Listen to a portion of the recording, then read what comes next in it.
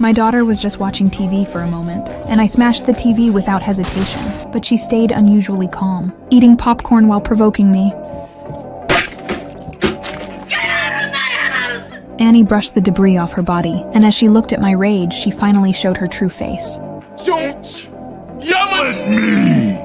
Faced with my daughter's sudden change, I was so scared that I stumbled backward. Then I rushed into the room and slammed the door shut, locking every bolt I had installed in advance. Even then, I still didn't feel safe, so I used all my strength to push the shoe cabinet and the wooden bed against the door. At that moment, my daughter came to the door. Emily, I'm sorry. I didn't mean to. Can I come in so we can talk and work it out?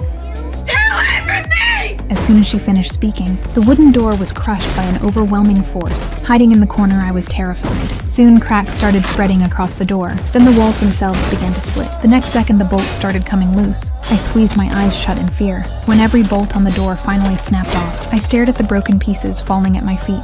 I rushed to the door and held it with everything I had. But in the face of absolute strength, I could only be pushed back. The moment the door completely gave out, I took the chance and hid under the bed. At the same time, my barefoot daughter walked in. She picked up a screwdriver and came toward me. What are you doing, you silly pumpkin head? You don't want me to come under there and get you, do you? Here I come. No, what do you want?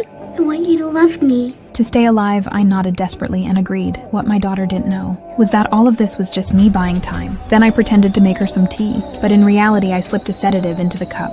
Once everything was ready, I carefully carried it over and walked in with a smile on my face. Maybe you should have it. You look stressed. I'll have one later. After my daughter fell unconscious, my revenge officially began. I took a gas can out of the trunk. After making sure she was really asleep, I bolted a metal ring into the wall, then tied it to the door handle with a rope. Next, I poured gasoline all over the house, especially soaking my daughter's bedroom door. Then I trailed it from the doorway all the way to the living room. Finally, without hesitation, I dropped the match. In an instant, flames swallowed the entire mansion. Watching the fire spread everywhere, I thought it was finally over. But what the firefighter said next pulled me straight back into terror. Everybody get out okay? Ma'am, anyone else inside, yes or no? That was me.